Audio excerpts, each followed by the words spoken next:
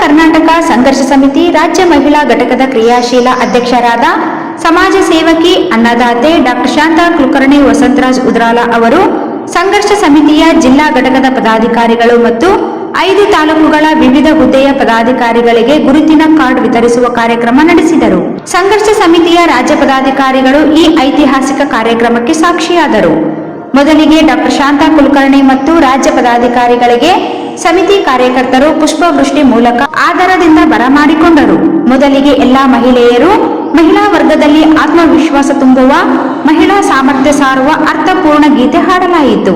ಮಹಿಳಾ ಪ್ರತಿನಿಧಿಗಳು ನೃತ್ಯ ಮಾಡಿ ಹಾಡಿಗೆ ಜೀವ ತುಂಬಿದರು. ಡಾಕ್ಟರ್ ಶಾಂತಾ ಕುಲಕರ್ಣಿ ಅವರು ಮಾತನಾಡಿ, ಕಾರ್ಡು ಕೊಡುವ ಉದ್ದೇಶ ಸಮಿತಿ ಕೆಲಸಕ್ಕೆ ಅಡ್ಡಿ ಆತಂಕ ಬರಬಾರದೆಂಬ ಕಾರಣಕ್ಕೆ ಇದರ ಸದುಪಯೋಗ ಪಡೆದು ಸಮಿತಿ ಕೆಲಸವನ್ನು ಅಚ್ಚುಕಟ್ಟಾಗಿ ಜನಪರವಾಗಿ ಮಾಡುವಂತೆ ಕೋರಿದರು.